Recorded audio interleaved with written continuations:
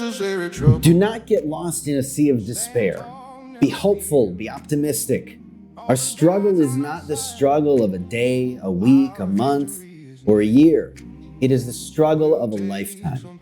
Never, ever be afraid to make some noise and get in good trouble, necessary trouble. An amazing quote from the late John Lewis, civil rights titan, famous for being, quote, the boy from Troy, participating as one of the original 13 Freedom Riders in 1961. The youngest of the Big Six at the age 23, John Lewis was the chairman of the Student Nonviolent Coordinating Committee and one of the Big Six leaders of the Civil Rights Movement. Present on Bloody Sunday, 1965, when they led over 600 marchers across the Edmund Pettus Bridge in Selma, Alabama. And get this, who did they meet on the other side of the bridge as they were demanding their rights to vote as U.S. citizens under the Constitution? They met the Alabama state troopers who pushed them back, beat them up, fractured their skulls, and they were met with billy clubs and tear gas. Not unlike things that are going on today in places like Minneapolis, Chicago, and other cities throughout this nation. John Lewis eventually became a U.S. congressman from Atlanta, Georgia, and recently passed away in 2020. This was quite an amazing quote that is absolutely relevant to the discussion today. So today on the Prima Law Podcast, we have a very special guest whose name will remain anonymous, but is an actual boots on the ground individual in Minneapolis, one of the constitutional observers who participates in resisting nonviolently against ICE, CBP, Board of Prisons, all of these federal agencies that don't belong in Minneapolis, as they are there presently violating the rights of American citizens, American nationals, American residents, visa holders, etc. Okay, so a pretty special interview today. We have a lot to learn. There's a lot that I learned, and it's important for us to know. It's important for us to know the lengths that an out-of-control government agency can go to, the likes of we may not have seen since the times of the BATF, Ruby Ridge, and Waco, Texas with the Branch Davidians. So a very insightful interview. Let's listen in. The laws are all actually fine. It's the way that they were enforcing them, and they said, okay, you're coming to the border, you want asylum? Great, come on in. We'll get to you eventually. And then there's people still waiting from like 1995 to get an asylum here. People that I've talked to that have said, I've been here for 30 years. I've been working for 30 years, you know. So yeah, I agree. And so it's not their fault. That's just the system we have. And they've done so many unethical and illegal and unconstitutional things, ignoring treaties, ignoring statutes. By all of that, I mean, the flow of, and I can say as an immigration attorney, I see far fewer new arrivals to the U.S., right? Border crossings are down a lot. For me, I think they should take the win and go home as far as the administration. Yeah. I mean, that did slow it down. It's not to say that the problems in Central and South America have gone away. It's not to say that those are resolved or it's like, oh, mission accomplished. But the bleeding has stopped. They would call it the bleeding, right? The bleeding, the open inflow, just so many people coming in. And and the fact that, you know, if you want to go to Canada and you want to apply there for asylum, they're like, okay, come in 180 days. That's all you get because we will decide your case by then. Here's a work permit. Here's go do whatever you need to do, but you only got 180 days. You understand that? Yeah. Okay. And then, and if you lose your case, they will be escorting you, you know, to wherever you need to go. But the system we had in the United States is far different. We wouldn't hear cases in that short period of time. When we did hear cases, you'd see like murder and civil wars going on in Guatemala, Honduras, and El Salvador. And then the court here would say, that's not enough for asylum. And it's like you pull out your like, what is enough then? Like, I will literally be murdered. Yeah. And there was even like they call it the ABC, American Baptist Churches was a group along with others that sued to say, no, government, you got to review these cases because you were just blatantly denying them all. So it's been political for so long that it's just been all messed up. And the way I come at it is to recognize, there was a huge inflow of people. Yeah. Was it too much for America? No, we never had any labor shortages until now. Right. Yeah. And so what do we do about it? And that's where we haven't seen any leadership. And now the leadership we're seeing is blatantly illegal. Yes. And cruel. Unnecessarily. Like absolutely cruel. Satanically cruel in a way. All right. You get there on the guise of I'm Christian, right? Like I am Christian and this is what I'm doing. You're going to hell. Sorry. That's what you believe in. Like, sorry to break the bad news, but you are going to hell for what you're doing. Pretty much under the guidelines of any of the major religions, they're going to hell. Like, or whatever version of hell exists there. I mean, one thing I was doing just preparing before I was going to record the episode for today was I said, well, because I know in Islam, there is a quote about like, if you kill one person, it's like you're killing a world. Yes. And if you save one person, it's like you're saving a world full of people. And that, of course, it's funny because that's a quote that comes from the Quran, but they borrowed it from the Talmud that came out of Babylonia with the Hebrews when they were living in exile. So it's one of these universal beliefs, and it's even found in like Hinduism and in Buddhism and in. It is. I ended up being a religion minor in college just because I found it so interesting. I was like, oh wow. I did a lot of like world religion. I'm not a religious person, but I think it is incredibly fascinating. So that's the thing for me. I'm like, if you boil down the language from every religion, it all gets to the same underlying goals, right? Like do good to people around you, and there's something greater than ourselves. So be nice, play nice with others. Don't steal stuff from them. It just, and I mean, we could go on for a long time just about the cultural aspects, but people being like, and so when I see. And because I feel like I grew up in that sort of mentality. Since fifth grade, I was like, if not before, AM radio was on in my house all the time. I was like, Rush Limbaugh. I was like, great. He thinks America's great. I think America's great. Yeah. And to be fair, he never wandered much into the immigration debate until recently, not too long before his death, and he became a Trump super fan and was getting medals from him and stuff. But that belief, it's very easy to cross over from that belief of, oh, America's great. I can help America by doing this. And you know what? That means it's got to be in America for white people. That means we got to have our own like a monoculture, right? America needs to be, and this is something that people like Charlie Kirk would say before he died and got shot in the neck, right? We need a country for Christian American white people. That's what we need. If you don't like that, you can go somewhere else. And it's like, you don't understand America. Move somewhere. Just move to a different state. You can all stay there, and we'll just go about enjoying, our lives the American way. Yeah. So one of the things I was looking at, like I shared that one quote for me because I feel like I always struggle with this feeling of, oh, they're going to come up to my car. I'm going to start shooting if I happen to be carrying that day. And then I was reading, I mean, we know from like the civil rights, right? Like Martin Luther King was on the side of like nonviolent protest. Gandhi, same deal. Very powerful, defeated the British Empire with nonviolent protest, essentially, right? Martin Luther King did a lot of fighting to help for the civil rights of Black Americans. His side was the nonviolent, bringing awareness and just demanding our rights. But there's also that, it's like the yin and the yang, right? There's the other side, right? You had the Malcolm X's, you had the others who were like, they're using violence. And so our nonviolence is not going to work on them if they're not a moral people who have some sort of moral compass. Right. So there's always that temptation to want to be like, I'd shoot him in the head. I wouldn't shoot anyone in the head. I would probably just go to jail first and then fight it out in the courts. But that instinct, right? And I understand that human instinct. And so when I see people, I think we messaged it shortly after Renee Good was killed. When I see people like Renee Good, who's like, I'm not mad at you, bro.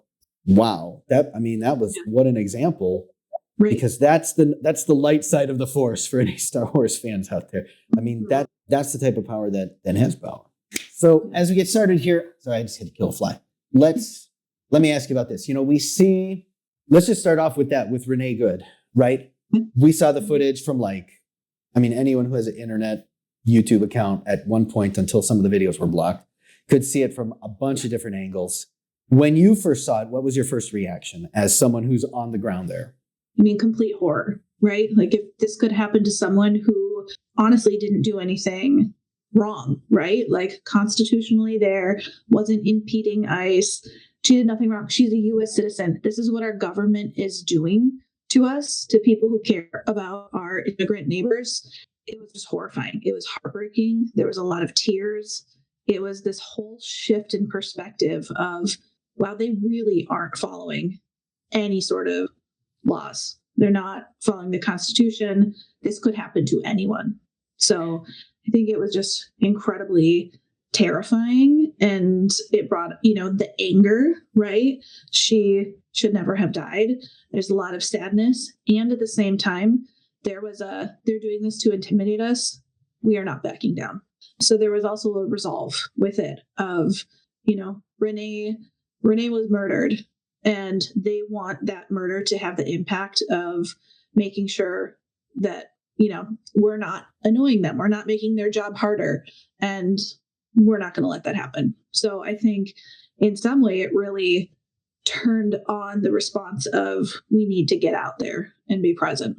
So I don't want to go into details about this part, but I understand you're part of a wider group of individuals who you guys have some training, things like that, guidelines that you follow. Can you tell us a little bit about that? Yeah, absolutely. Prior to Renee Good's murder, I had already signed up for a constitutional observer training, but I knew that with this surge in Minnesota, I couldn't just sit by. Like, this is not the time to be silent, to just hope things will get better. It is the time to take action. And so for me, I really wanted to be part of what can I do? And if I'm going to be out there, I want to make sure that I'm trained in a way to keep myself safe, to have the best information for, future lawsuits that I think are probably in the works for what we're seeing ICE do. So yeah, I took a training. There's a bunch that are offered throughout the Twin Cities. And in fact, one of our local newspapers, the Star Tribune, just put out some numbers yesterday, just kind of quantifying what we've seen happen in Minnesota over the last month. And there are over 30,000 volunteers trained as constitutional observers who follow and document the federal law enforcement across 77 of our 87 countries in Minnesota. 30,000. Right. Mm-hmm. Over 30,000. So it was almost impossible to find a training that wasn't at capacity in the first couple of weeks of January. So I got really lucky that I had signed up prior to Renee's murder, but then more organizations just kept adding to the training. So there's, I'd say, probably 7 or 8 kind of go-to organizations that are providing virtual and training for anyone that's interested. I would imagine that's, those are run probably by, I don't know, Minnesota ACLU, other groups like that, civil rights organizations, nonprofits, immigrant rights advocate group, things like that. Is that true? Sound right? Absolutely. Yeah. Mm-hmm. I'd also guess, yeah. I have a bunch of attorneys in my network, but we're pretty focused on keeping our clients safe right now. But I would guess I've seen some immigration attorneys in the news and stuff who are volunteering over there to help with things like training. Yeah, obviously, you probably have more training than some of the ICE or CBP officers who are operating there right now, based on what I've seen. In all the videos that I've seen, even as far as, when things were a little hotter in Chicago, what we're not seeing is protesters going and smashing windows, or protesters going and I'm not going to say protesters, let's say constitutional observers. I like that term. I think that's more fitting. They're not rabble rousing, but they are there calling attention to who's in their neighborhood. And if you think about it, it's like an immune system, right? Hey, there's an invader. And in your immune system, when you have an invader, all of a sudden, all of these little hormones and proteins and things kick in and say, hey, we have an alert. Let's go to it. And some of them will physically attack, and some are just sounding the alarm. So it's good to know that that we have people there. That's a healthy system. Yes, it is a healthy system. There can be a distinction between protesters and constitutional observers. I would say, we see more protesters at the Whipple building, where the agents are stationed. They're driving in and out of, they're taking people there to process them before they get them sent out of Minnesota. So that's definitely where there's more of that protest crowd of, really showing up to show displeasure in what's happening. And then for, constitutional observers, like, we have built our network. Neighbors have gotten to know each other in a way that I have not seen in my almost 20 years of living in Minnesota. There's the term Minnesota nice, where at the surface we're really, really nice and friendly, but it's really hard to like crack through and become, close with someone. And, as someone who didn't grow up here, I've just, inserted my way into a lot of friend circles and said, we're going to be friends whether you like it or not. But I will say that a lot of people that I have talked to, we have truly gotten to become friends with our hyperlocal communities who can respond within minutes, because that's one of the things we have learned is that when ICE is moving in to, try to detain someone, to abduct them, it's kind of an in and out thing. And so we have our hyperlocal groups where we know that something's happening. We can be there in 3 to 5 minutes tops if we don't already have people, there.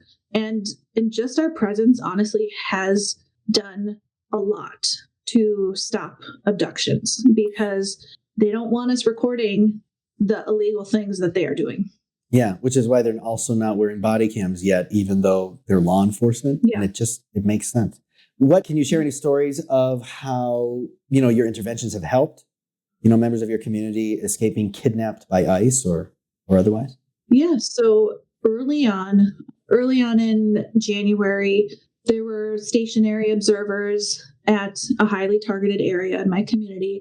We're connected through networks to be able to know which vehicles are ICE vehicles. And so we have people commuting, so driving around looking for ICE, potentially commuting behind them at a safe distance while not, breaking any driving laws. But, there are signals for when ICE is in the area. So when ICE entered this community that we were stationary at, there was a commuter behind them who started honking. We started blowing whistles, and the ICE agents got out of their vehicle and started yelling at us for getting in the way of things, because they were after a really bad criminal who we should want off the streets. And by making the noise we made, they weren't able to abduct them because we gave them the warning they needed. And so they were really upset with us for making their job harder. And so we were just recording and stating we were there to protect our neighbors and that we have faith in our local law enforcement to make sure that if someone who needs to be off the street will get off the street. And so, that was one time where they drove away without taking someone because we were there. So let me ask this, because basically everything, any federal agency from Minnesota, except the U.S. Attorney's Office, but now all the good people there looks like they quit. But everything that's come out from a federal agency having to do with Minnesota has been a complete lie. What they said about Renee Good, what they said about Alex Preddy, absolute lies. And not just absolute lies, but it's the typical word games that a prosecutor will play when they're trying to convict someone who was walking around the park carrying a concealed weapon lawfully, right? Mm-hmm. They'll say, they were out for maximum damage. These are all very typical lines that they were using. So what's the probability that those Border Patrol agents were actually telling the truth when they're like, no, this was a dangerous guy. We had to get him off the street, and now you screwed it up, and now he's going to go rape someone. What's the probability that that's even true? Very low. So we do know someone who was abducted by ICE, and they were taken. We couldn't stop it. ICE did a diversion tactic where it took 9 or 10 vehicles full of ICE agents to actually take one person because we had so many observers on site. Mm-hmm. But what they did is when they took this man, the White House Facebook page had posted his photo on Minnesota worst of the worst, larceny, grand theft auto. They listed all of these, if you believe the White House, awful charges that you would think this guy really did. Yeah, you'd think, oh, shoot, maybe we should back off a little. No, it's a complete lie. So all those charges were invented. I saw that. I saw that post. Yeah. It was BS. Yeah. It was just. They're saying, hey, they're making up complete inaccurate stats, right? And they're not actually taking the worst of the worst. They're taking an old man who was pulled out of his house in boxers, who had a similar name to someone who was already incarcerated. And, that's what's happening. These are people who, maybe, I don't know, maybe had a DUI. But I'll tell you one thing, I know a lot of people that have had DUIs that are a one-time situation. Like, is that worth someone, throwing someone who's hardworking, who's a good, resident out of the state? I don't personally believe so. So if you're going to do that for someone, with brown skin who has a DUI, like, why aren't you doing it broadly? So I just think things are getting massively exaggerated, but more often than not, they're completely made up. Like, we have connections to a local immigration attorney here too, and she has been saying the same thing, that the charges that, Border Patrol, ICE are throwing at someone are completely inaccurate. Yeah, and it's, completely fraudulent, because they're doing it with the intent to deceive you and I and the public and the media and the voting public. And it's, when you have a government that's willing, so these are the people that were hired, right? These were the guys who were voted in, and they're willing to lie, and they're willing to deal dirty deals in more ways than one, as apparent by the Epstein files. And that's what we get.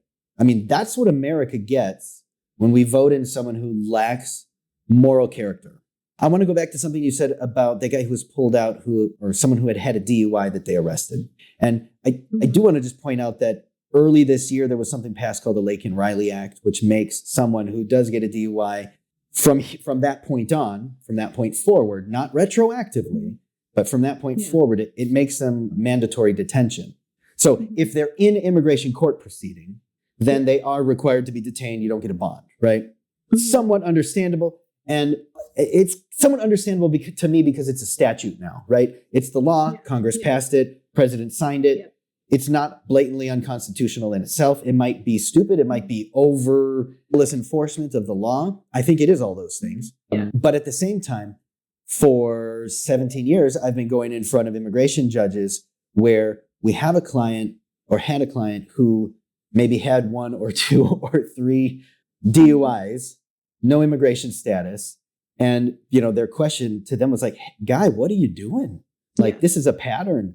You are a danger to society, and either, no, I'm not going to give you a bond, or sometimes they would still get a bond if we could show, look, they've got a really good job. They haven't had a DUI in like 5 years. They've been going to AA, they've got this under control. They've had psychological evaluations and help with this. They have a strong family. They've got minor kids. And in that situation, they could get a bond. It would be high, but we were pretty sure then that they at least weren't going to be drinking while they were, or relapsing while they're out on bond. So, and I think it's harsh to say for a DUI, we're going to exile you from a country. Yeah. And that's I harsh. Be clear too, that the DUI wasn't for the person that I know that got detained. It's stories like that are coming out where, 10, 15 years ago, someone had a DUI and nothing said. So that's just like an example of the stuff that we are seeing. So in that case, it, would have been the retroactive. But with the person that I know that got detained, they were completely fraudulent charges. Yeah. And that's, how do you live in a world? How can we, as freedom-loving American citizens, live in a world where the government just lies to us? And I know that it used to be, I've heard older professors in the university and things like this say, before Nixon, it was like, I love my country. I trust my president. Whether they're Republican or Democrat or whatever, I trust them. And ever since Nixon, we've been sort of on this declining slope of lack of trust of a presidential figure or a presidential administration now.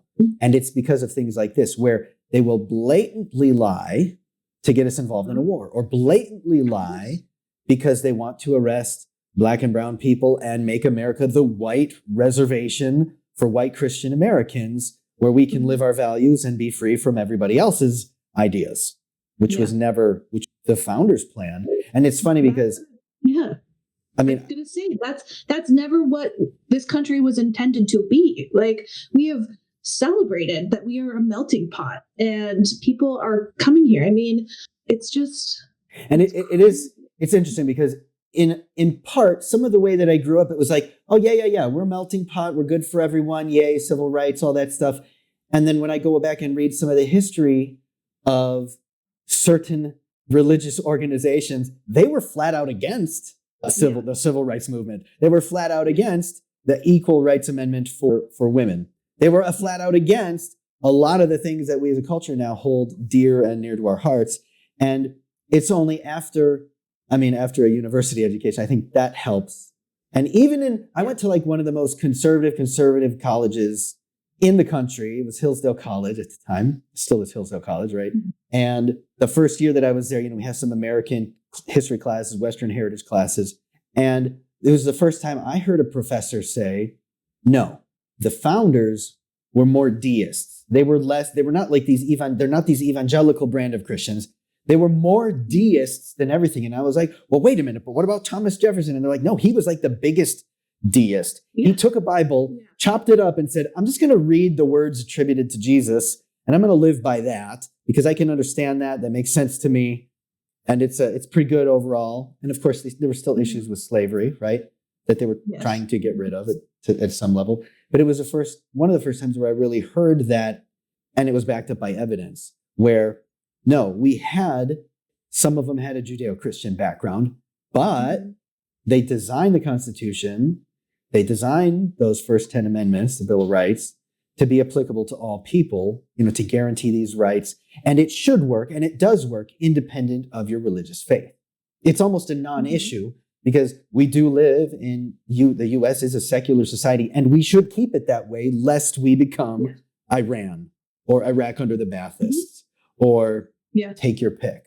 So that's something that those Border Patrol agents and that the ones that are recruited, right, the materials that they're reading, the hype and the ultra white nationalist lines that they're being fed from likes of Stephen Miller, from likes of the Trump administration, what they're saying, and dare I even say, somebody can fact check me on this later if they want, but organizations like Turning Point USA, they are more into that. No, this is to protect true Christians. This isn't to protect everyone. This Constitution exists for us. Yes. Woe unto you, because we're already seeing where that takes us. Absolutely. As you're engaged in these constitutional observing activities, how are you protecting yourself or yourselves as people in these groups? Yeah, so there's a couple of different ways that are recommended. I mean, anytime I am going out on a stationary patrol, a mobile patrol, we are being advised to obviously turn off all biometric, features on our phones. So making sure that our phones can't be unlocked with, our faces. If, ICE takes them, they have been known to just hold it up to your face, get into your phone, delete anything that you were working on, and then they have access to it. So there's reports of them going in and deleting your photos and videos? Yes. Okay, so that's a Fourth Amendment violation, blatantly. Correct.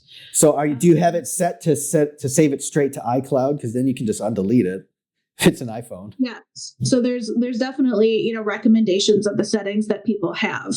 Mine does go to the iCloud, but I have not heard of them, they can't force you to put in your passcode. So I make sure that the biometric, unlocking is turned off. There are definitely best practices for online security shared with anyone who is getting involved in the rapid response or bus patrol. Obviously, face coverings, it's cold in Minnesota right now, so it's not, we're wearing kind of our face masks anyway, but there are reports of ICE agents coming by with high tech cameras to scan our faces, to put in some sort of database or whatever it is that they have. And so, we are in sunglasses, hats, face masks. And if we're working around, kind of high targeted areas, we've also communicated with the residents, hey, we're going to have, this is what we're going to be wearing. It's us. You don't have to worry. So that, we're also terrifying, the residents that we're trying to protect. So there's a lot of communication with residents beforehand to let them know who will be in the area that is, safe and trusted. at a lot of the businesses around here that are really, get out of our state ICE, there are people dropping off donations for the 3M masks for protesters who might be, exposed to tear gas or smoke bombs. Safety goggles are out for, anyone to pick up.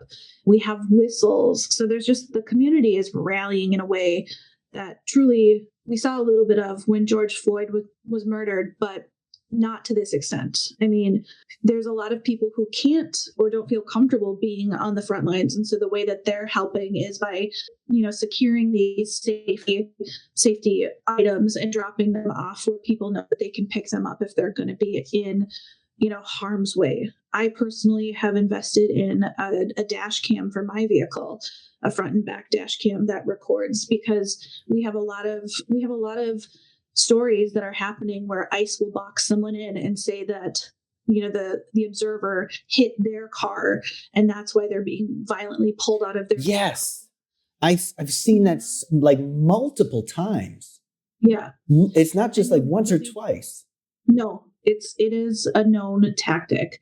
I mean, this weekend I was on mobile patrol commuting with a friend of mine, and we were, commuting behind an ICE vehicle at a safe distance. We weren't anywhere up near them, and they were driving us around. And I told a friend, I said, hey, I guarantee what they're doing is I guarantee they're on, the radio with another vehicle, letting them know that someone is behind them and that they're going to try to intercept us. And sure enough, they did. I could spot it before we even got up to the intersection. And I said, that's the vehicle that is going to try to follow us and box us in between these two. So I turned off. At that point, it's not worth it. I don't want to get boxed in. I don't want to have to go through the hassle of, getting a window fixed or my bumper undone. So I turned away at that point. We did our business of distracting them from the communities that they were staking out.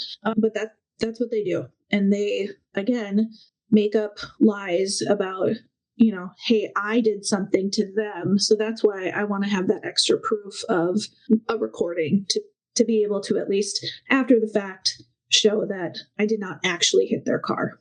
Yeah, that's one thing. For everybody out there, get as many cameras running on your car as possible. I mean, you mentioned front and back, inside, outside, sides, whatever you can. That you're only as innocent as you can prove in a situation like that, where an officer is literally, just like the people right at the top, all the way to the bottom, it's lies. Mm-hmm. I mean, there was that lady they shot 5 times. Oh, well, she was blocking it. She hit us with her car. No, she didn't. And you shot her 5 times. Yeah.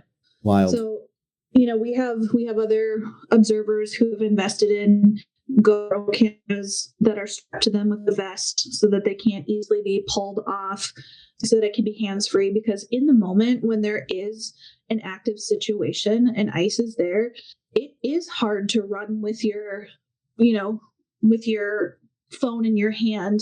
It's shaky. There are times, you probably have seen the pink coat lady recording Alex Preddy. The camera dips down to the ground a couple of times because she's being told to back up from the ICE agents. And thank God she was there, because that just goes to show why having these videos are so important in the different angles. But, we've definitely had to get creative with how we have those recordings happening, because, it has been 20 below at times when we've been out on bus patrol. And if you have to take your mitten off or your glove off to access your phone, like, that's precious seconds that, you're not recording. Yeah. And so there's a lot of different things we're doing to make sure. Yeah. Almost ironically, the best practices sometimes for constitutional observers is just to have their own body cams, right? To have that rolling 24/7. No, this is what I saw. Here's proof of it. Yep. Maybe mount one to the front, mount one to the back, mount one on my helmet or whatever. Yeah. The things that the police should be doing. And I don't know if you've ever had a chance to do a ride along with law enforcement. Do you ever get a chance to do something like that? I actually have a few friends, very good friends, that are law enforcement. So I've done ride alongs with them before. Yeah, I was doing one with time. And I was like, oh man, so like, do you guys like wearing body cams? And he was like, we love it. We love it because people lie about us all the time. And we can say, no, we didn't. Here's the footage. And the audio's always rolling. And so, it protects everyone. It protects the officer. It protects the truth. It protects the public. Let me ask you this. So I know that there was a lot of what we saw at different times in Minneapolis and even in places like Chicago where ICE would go through or CBP would go through and they would be doing like a dragnet operation. Essentially anyone who's not white skinned, they're stopping and asking questions, forcing them to identify things like that. Are we still seeing that in Minneapolis?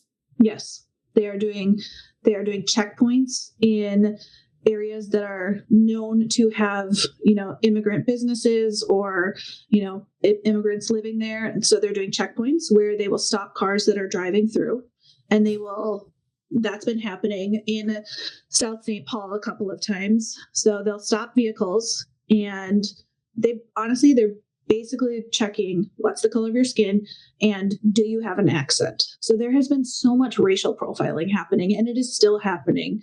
I think one of the biggest things that we are seeing right now is suppression of these videos on social media. So Instagram, Threads, Facebook, like you used to see a lot more happening and videos are actively being suppressed. And so there's, the story that they're trying to tell right now is 700 agents have, withdrawn from the Twin Cities. Well, maybe that's true, but there's still 2,300 here and there's still a lot of stuff that's happening. But as someone who is very tuned in, my algorithm should be picking up all of this. We're not seeing it more. So I'm hearing about it through, other secure ways. We know that it's happening. We're observing it, but social media is actively, preventing videos and stories from coming out there. But they're doing that. We are hearing that when they detain even constitutional observers, when they're being questioned at Whipple, ICE agents are asking them, so are there any immigrants in your neighborhood that you could tell us about? They're going door to door knocking in neighborhoods saying, hey, is there anyone who looks Mexican or Hmong or Somali in your neighborhood? They are also, we were hearing stories of people being, profiled and doing a talking test where if they were able to speak in, native, I don't even know what they're looking for, but if they had any semblance of an accent, it makes one think they weren't born in the United States, they were getting hauled off to the Whipple building. So in the Whipple building, when they detain someone, a constitutional observer, how often are they actually getting federal criminal charges placed against them?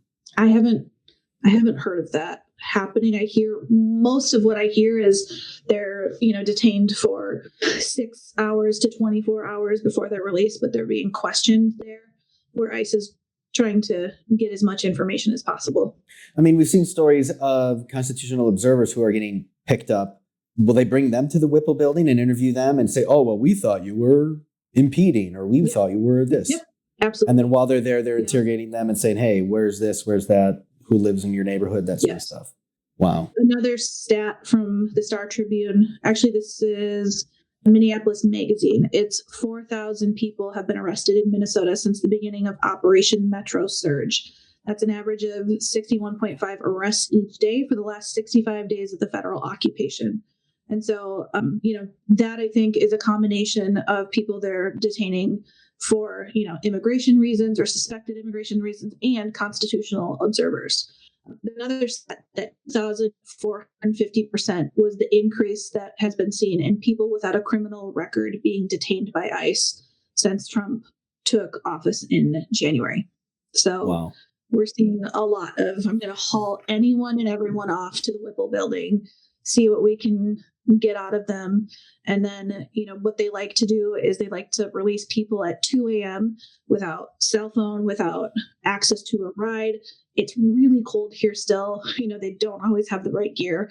So a lot of organizations and nonprofits have been doing kind of overnight watches for people who are detained to be able to get them into a warm vehicle, get them where they need to be, and get them safely home. When you find ICE agents or CBP, they're not always wearing a uniform that identifies their agency. How do you know it's actually them and not a copycat or a sort of vigilante operator? We don't. What they're doing a lot right now is ICE is using people who wouldn't probably trigger your spidey senses, right? They're using more and more women. They're using Black and brown men. They're doing a lot of plainclothes drive-through. And so really the way you can tell and confirm is plate checks. So doing license plate checks with known ICE vehicles. And then, but they're changing their tactics. They're doing license plate, fake license plates. They're swapping them out daily. So, maybe a plate comes back ICE, but it doesn't match the vehicle that it was last on. There's a lot. Are your groups maintaining records of that? Because that's unlawful in the state of Minnesota. Yes. To be like, if I do that as a private citizen, or even if a government does that, right?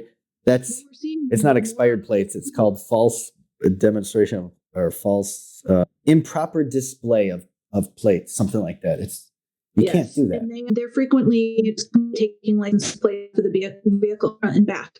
And so, pictures are being taken, they're being sent to the Attorney General's office, to the ACLU, but that's happening too. So really, we have been told that even if a plate comes back as unconfirmed, it's still important to try to catch a glimpse of how many people are in the car. Are they wearing tactical gear? Are they in vests? Are they, do they have gaiters up? Are they driving suspicious? I got to be honest, though, a lot of the times you can tell ICE because of how they're driving. And, doing crazy U-turns, swerving, doing things that citizens who are law-abiding are not doing. So they kind of give themselves away with the carelessness of their driving. But when they step out of the car, if you can tell that they're in vests, they have, a weapon on them, that's when it is confirmed ICE, and that's when whistles start to blow. So if we suspect ICE is driving through areas, but we can't confirm, we're not going to be blowing our whistles because we don't want to alert. What we'll try to do is we'll try to follow the vehicle, see if they get out of their vehicle, and, we're waiting on kind of that confirmation that this is ICE or, a similar organization who's here. Now, one of their favorite things to say when they encounter people performing their constitutional privileges is, oh, you're impeding. You do this again, we're going to take you to jail, you're impeding. According to the training that you've received in your groups, what's the line between engaging in constitutional protected activity and then impeding one of their actions? What can you do? What can't you do? Yeah, so we've been trained. You're not impeding by recording. That is a constitutional right. You can't, get in front of their car to prevent them from driving forward. If they ask you to take a step back, the training is, okay, record yourself taking a step back, record that you are put your camera down, show that you're taking a step back, state, I am taking a step back, and resume recording. You can't get in the way of preventing them from doing their job. That is not our jobs. Our job is to just record what they are doing, to have that as evidence. And so, we're told, don't stop them, don't touch them, listen to what they say, and they can't tell you that you're impeding and you need to stop. That is your constitutional right to do that. And so they try to say that. They say you're impeding us, and, the advice is, you don't have to say anything. Like, you don't have to respond to them. You can state that it is your right and you're not impeding, but keep recording. So because to me, when I read the statute, it's like impeding is like you're taking some sort of physical action to prevent them from performing their duty. They can still perform their duty if you're recording, if you're blowing a whistle, if you're trailing them a couple car lengths behind. They can still do what they need to do. Absolutely. Are they unhappy about it? Sure, but it's not our job as free people, as citizens, to make everybody else happy, or to make the government happy, or to make a law enforcement organization happy. That's not why we're here. Yep. So, for example, during an active situation one weekend, I wasn't there ahead of time, but I got the alert that they were around, that there were ICE agents out of the car, and more observers were needed. So I quickly got to the situation, and apparently where I parked was not preferred by them. So I had an agent come over to my car and say, hey, we're going to have cars coming through here. We just need you to move. I complied. That's something that I just, didn't want to be seen and impeded. So I moved my car. I parked it somewhere else. I started recording as soon as I got out. Yeah. See, and I mean, to me, that makes total sense. You don't want to create a safety incident. I mean, part of the problem with that ICE did with Renee Good is they had, well, first, there's a doctor on scene. They wouldn't give her access, or they wouldn't give him access to check on her when she was still alive. Maybe she was going to die anyway, but she was still alive at that time. And then the ambulance couldn't get in because they had ICE vehicles blocking off the area. They're not smart. And I mean, that's the problem is if they were better trained, and I think part of the problem is their training is garbage. Like the training materials that they have, there were some PowerPoints that were leaked. I read them and they were factually and legally inaccurate. And it was essentially telling them, just yell at them that they're impeding, that you're going to take them to jail. Tell them, if they do this, it's impeding. If they not true. They're trying to intimidate, and it is not working. Minnesota is a smart state, especially our metro areas. We have a lot of educated people. And, some of the things that we're doing is because for a while it was hard to get into these constitutional observer trainings. There's been a lot of information sharing on best practices because we want to make sure we're keeping, other people safe. So even if we came in contact with someone who, was doing mobile patrol or stationary patrol, first it's advised don't do those things unless you've been trained. But, at some point we need more bodies there. So it was just sharing best practices of, hey, if you're going to do this work, these are the things you need to be aware of. We've seen a lot of intimidation, tactics of, honestly, yesterday I heard of someone who was being a constitutional observer and was commuting behind ICE. And ICE clearly had looked up the license plates to see the address that this vehicle was registered to. They led the person that was commuting behind them to their home. And when they were in front of the constitutional observer home, they got out of the car and tried to intimidate him. And that's what they're doing. They're saying they're looking up plates. They're looking up your address. They're able to figure out who's someone that lives with you at that address. And, they said to observers, hey, your wife, Jen, do you think she'd be happy when we show up at your house later? So they're doing this, and they're goons. And it's, they're trying to intimidate, and we are a stubborn people in Minnesota, and we're not letting it happen. So this might have just been something I saw on TV.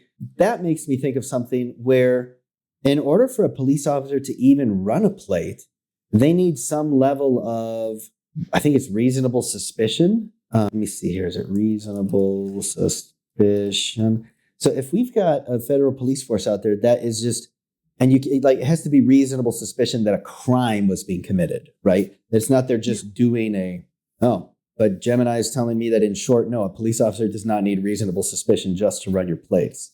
Might feel like an invasion of privacy. Yeah, it does. There's a public view doctrine. I guess there's some couple cases about it. Yeah, running the plate requires zero suspicion. Traffic stop requires reasonable suspicion. Oh, I know what it was. Yeah. It was from a TV show where the police officer ran a plate, intentionally typed it wrong because he knew a plate number that would come across as like stolen or something so that they could pull someone over. Yeah, that's what it was. No, well, that's still unnerving that they're going to look up your plate when you're performing a constitutionally protected activity, come to your house and intimidate you. There's definitely risk associated with this. I mean, in the training I had, one of the women who was leading a portion of the training said she asks herself a question every day, and that's, do I have time to get arrested today or not?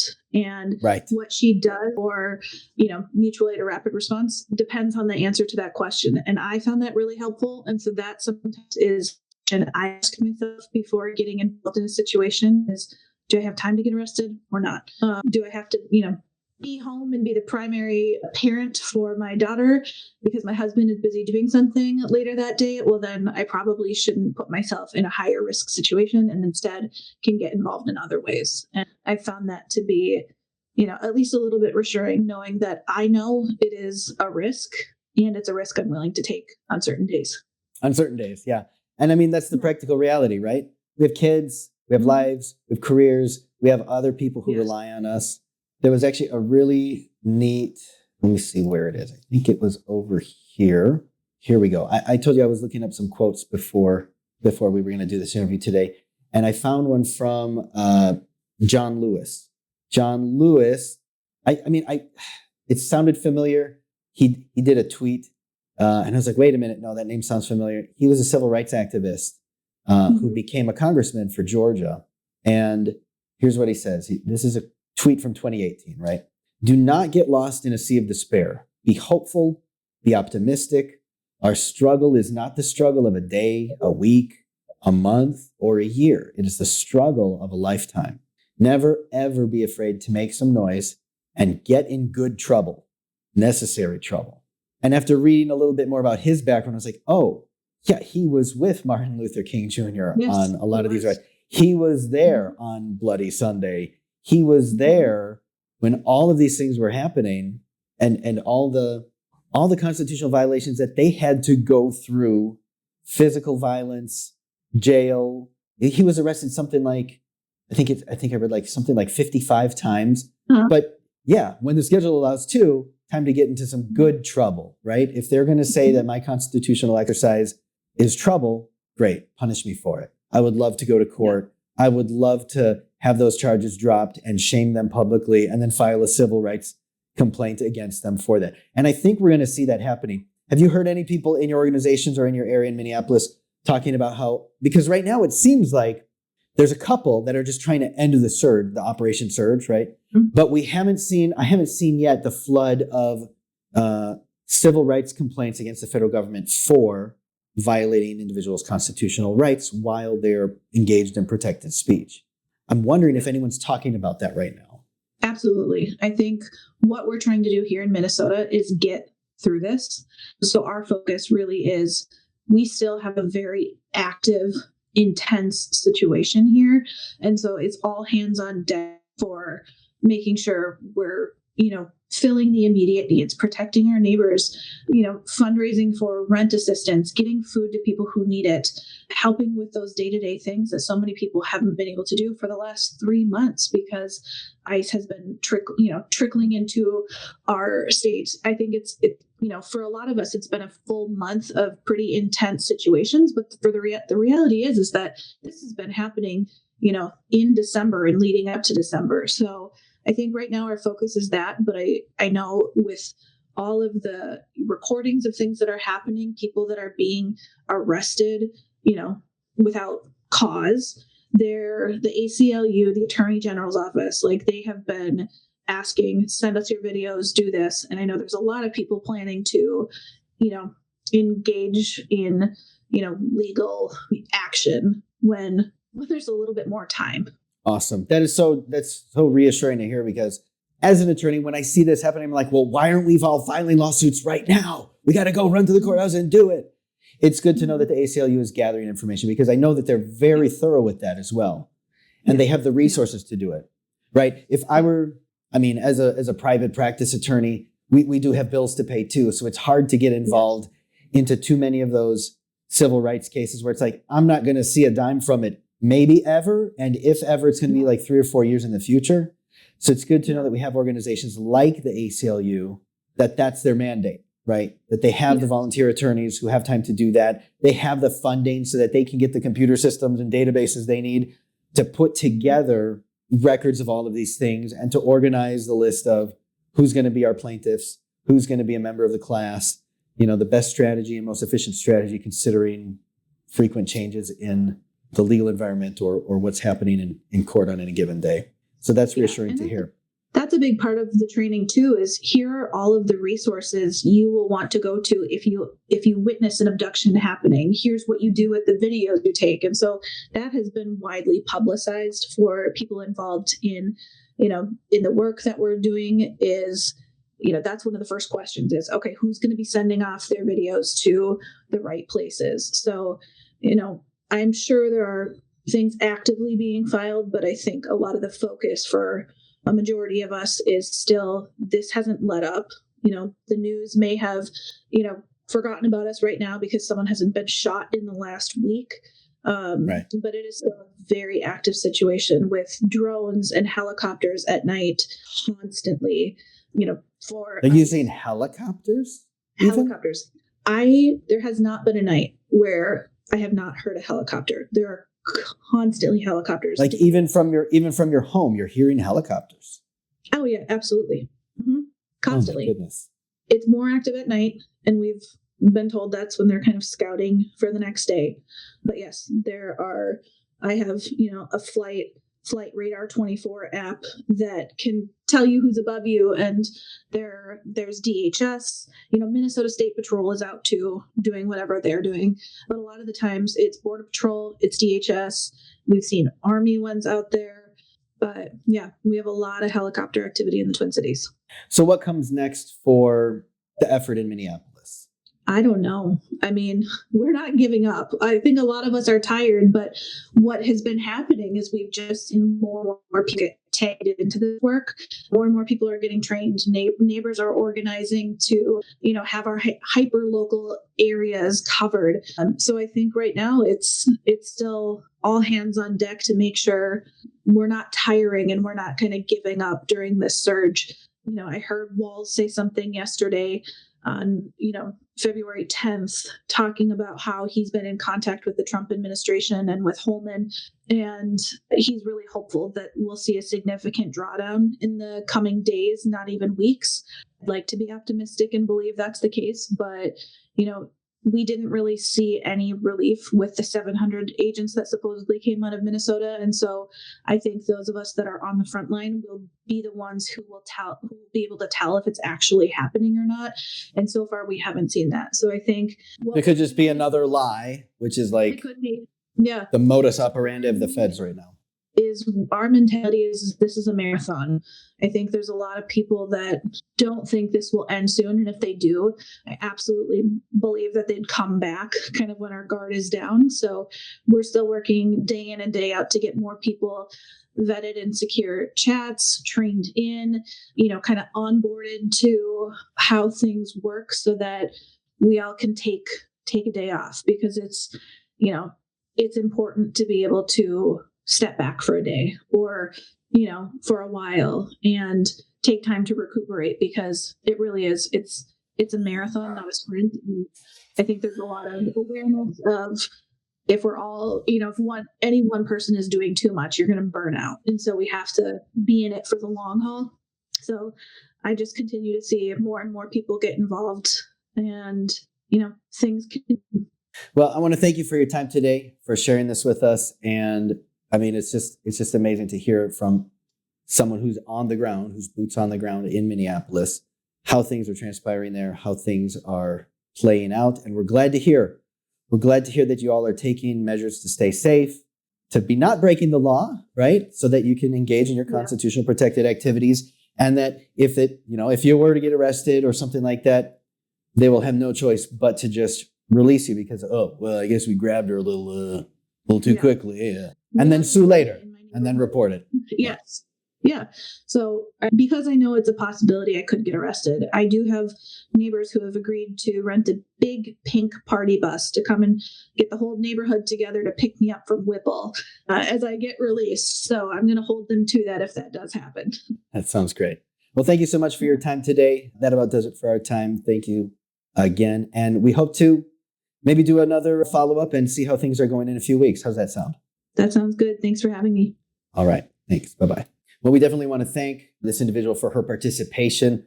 We know that constitutional observers are under attack, literally, figuratively. We see now that ICE is able to take a picture of an American citizen and then within days, their TSA pre-check or global entry revoked without any due process and little likelihood of it getting fixed anytime soon, short of private civil action in federal court, which can be very costly for some people and impossible. So we want to thank her for her participation, for all the work that her and those in her community are doing to keep our fellow man safe, fellow men, women, and children in Minneapolis, our fellow children of God. Now, before we end the episode, I did want to actually read. There was one document I thought was quite moving and really puts all of this into perspective. I know that in these discussions, whenever somebody says, that's what the Nazis did. Well, it is what the Nazis did. It's also what the Castro regime in Cuba did. It's also what the Maduro regime in Venezuela did. It's also what North Korea does. It's also what any unfree nation has to suffer through some of these things. So it is very odd to see a federal agency gone amok in the U.S. Now, the tendency is to engage in hyperbole, right? Hyperbole meaning, oh, we're just exaggerating. Oh, we're saying things. It was like this under other presidents too. It was like this under, doesn't matter. Yeah, there were other presidents who interned a whole Japanese, we could say race, but the Japanese Americans were interned in camps, constitutional rights flagrantly violated during that period of time. So it's a lifelong struggle, a lot like that quote we began with at the beginning. It's not just the struggle of a day, a week, a month, but a lifetime. So we need to be ever vigilant for it and do what we can to help. The document I want to refer to comes from, here we go, comes from a judge in the case involving little Liam, okay? For those of you who don't know, there was a little boy who, while traveling with his dad, right, the ICE stopped the dad's car. Now, these are individuals, mind you, who have a pending asylum case, meaning statutorily and legally, they are free from detainment, arrest, detention, or removal because their case is pending. These asylum cases, one of the things we talked about early on, I don't know if that clip made it into the actual episode or not, but asylum cases traditionally can take many, many years. Okay, they've actually gone faster in the last few years. But one of the protections afforded someone requesting asylum, if they make it through that initial credible fear screening, is you can come in, live your life while we work on your asylum claim or while we wait for it to be heard. So they're not subject to arrest. But what ICE is doing is looking at anyone who's brown, non-white skin, maybe they don't speak English, they're in the Latino community or Latinx community or Haitian, Creole, or African community. If there's anything to suggest that they might be an immigrant, they want to pick on them. And so that's what they were doing in this instance. They pull him over, right? They bring the little boy to the front door of his house to try and get the pregnant mother to come out and turn herself in, whatever, because they can't legally go into their house. They don't have a judicial warrant. But apparently they have enough authority right now to pull people over, yank them out of their cars. Okay, so they use this little boy as bait. And their own guidelines state that when dealing with a minor, it needs to be returned to a family member or other caregiver without delay. What do they do instead? Remove him with his dad. Take him down to Texas from Minneapolis. Take him far away from his community, his family, his home, the resources that they have to engage legal counsel, and try and ICE does this on purpose. They want to dissuade people from fighting back, right? So they take you away from where you can be reached physically. And they want to take you out of that federal district because they don't want the local district judges to say, hey, you can't do that. So it's an attempt to try and strip jurisdiction away from the local judges, but it's not working anymore, which is great. One of those local judges, right, after there's a lawsuit filed, let's look at the document now. We'll look at the parties. The parties here are Adrian Conejo Arias and LCR. So Adrian was the dad, LCR, a minor child by and through his parent and guardian. They're the petitioners in this case. Versus, who are they up against? Kristi Noem in her official capacity as Secretary of the United States Department of Homeland Security. Pamela Bondi, Big Mouth Bondi, in her official capacity as Attorney General of the United States. Todd Linz, Acting Director, U.S. ICE. Darren Margolin, official capacity as Acting Director of EOIR. That's the Immigration Court System under the Department of Justice. And John Doe in his official capacity as the warden of the Dilley Immigration Processing Center in Dilley, Texas. Okay, that's who they're up against. And the court issued this order. Now, before we get into the text of it again, I do want to give a little more background on this case. I shared this information with someone who's very close to me. Hey, do you realize that they're like literally arresting kids unconstitutionally and using them as bait in these situations? And this individual was incredulous, did not believe me, went directly to the AI to fact check, which we passed the fact check, okay? Of course, the AI in fact check says, well, he was being detained. Detained means jail in immigration context. A family detention facility is a prison. You can't leave. The only benefit you have is you can be with your kids unless you're misbehaving or unless they say you're misbehaving or unless they really want to put the pressure to you, in which case they can and do separate families in the family detention center. This is the same family detention center where people die for lack of medical care. So it is jail. It is a jail. It is a prison, and we're jailing children. That's where we've come to as a society. So the petition was for the immediate release and return to Minneapolis. Let's review the document together because it's not long and it's, well, you'll see. Opinion and order of the court. Before the court is the petition of asylum seeker Adrian Conejo Arias and his 5-year-old son for protection of the great writ of habeas corpus. They seek nothing more than some modicum of due process and the rule of law. The government has responded. The case has its genesis in the ill-conceived and incompetently implemented government pursuit of daily deportation quotas, apparently even if it requires traumatizing children. This court and others regularly send undocumented people to prison and orders them deported, but do so by proper legal procedure. Apparent is the government's ignorance of an American historical document called the Declaration of Independence. Now, I know let's take a pause here. I know what some of you might be saying. Well, the Declaration of Independence is not a controlling legal document. Yeah, we get that. It's not a controlling legal document, but it is the foundation of our country and speaks to the way that we should treat each other and act towards each other, and especially the relationship between a free people and their sovereign or those who govern. Okay, so it is relevant to the discussion, even though you can't cite it as legal authority. The Constitution is. It is the supreme law of the land. Everybody agrees on that. It has its origins from the Declaration of Independence. So let's follow along. 33-year-old Thomas Jefferson enumerated grievances against a would-be authoritarian king over our nascent nation. Among others were, so these are the grievances of the American colonials. He has sent hither swarms of officers to harass our people. 2, he has excited domestic insurrection among us. 3, for quartering large bodies of armed troops among us. 4, he has kept among us in times of peace standing armies without the consent of our legislatures. We the people are hearing echoes of that history.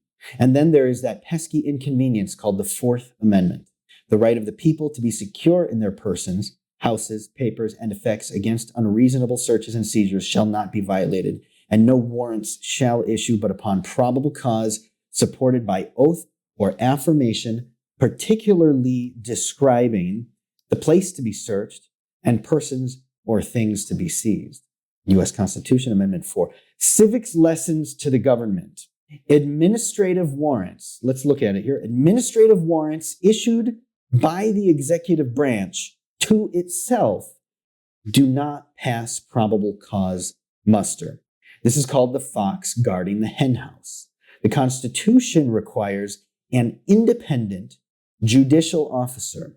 Accordingly, the court finds that the Constitution of these United States trumps this administration's detention of petitioner Adrian Conejo Arias and his minor son, LCR. The great writ and release from detention are granted pursuant to the attached judgment.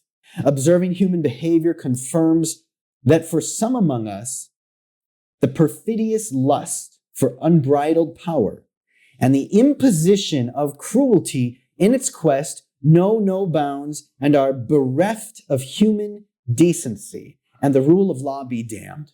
Ultimately, petitioners may, because of the arcane United States immigration system, return to their home country involuntarily or by self-deportation. But that result should occur through a more orderly and humane policy than currently in place. Philadelphia, September 17, 1787. Well, Dr. Franklin, what do we have? And his response is a republic if you can keep it. The judge signs off, quote, with a judicial finger in the constitutional dike, it is so ordered, signed this 31st day of February, 2026. Judge Fred Bury, United States District Judge. And something I have not seen before. If you take a look here, if we look at the signature line, we have a few things that's uncommon, but we have a photo taken by a bystander, one of those who are engaging in there we go, like our guest today, right? Let's take a look. I want you to see that. There we go. And the signature line. There's a photo taken by a constitutional observer or member of the press. It was a bystander. They took a photo of the minor child in question here. This is little Liam. So there's a credit to the bystander. This is the very moment when he was being held and used as bait against his mother, who was not breaking the law, against his father, who was not breaking the law, against those two individuals, the mother and father, and now Liam himself, because he was detained. He was under arrest. He was removed from Minnesota, sent down to Dilley, Texas, unlawfully. They had no right to do that to them. They had no constitutional right to stop and detain them and to place them in custody. No law was broken.